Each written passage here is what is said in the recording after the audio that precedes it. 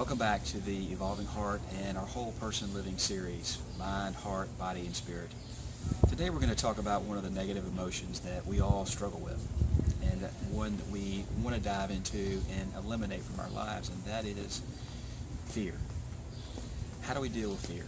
Well, fear is one of the negative emotions that keeps us from moving forward in our life. Now, fear is good. Sometimes it keeps us and allows us to survive. But what about the fear that keeps us from moving forward in our life, from taking a new chance, from growing a new business, to improving our relationships in some way? How do we deal with that? There's a great book that I'm going to recommend to you by Craig called Starve Your Fear. And in that book, Craig talks about learning to become friends with your fear. Most of the time when we fear something, we try to avoid it. We look the other way. We run the other way.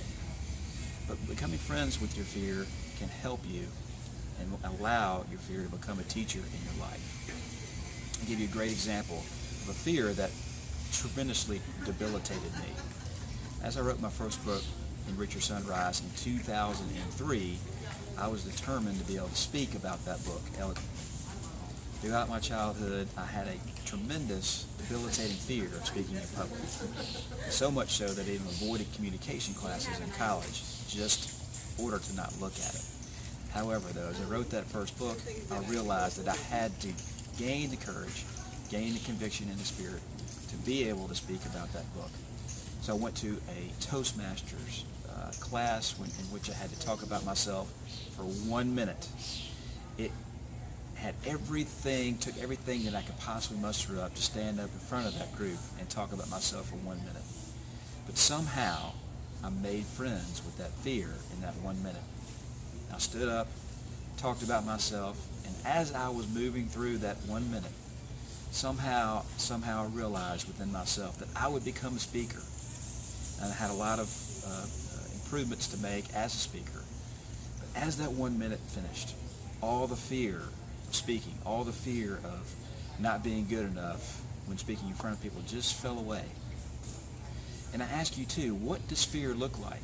Is it something that's real and tangible in your life? Is it a big monster, a saber-toothed tiger? For most of us, it's something that we can get over, we can get past because it's not physically in front of us. It's a memory. It's something in our mind that we need to get through. If we can become friends with our fear, learn to love it, learn to accept it as a teacher, then we're setting ourselves up to do whatever we want and get our desires met in life.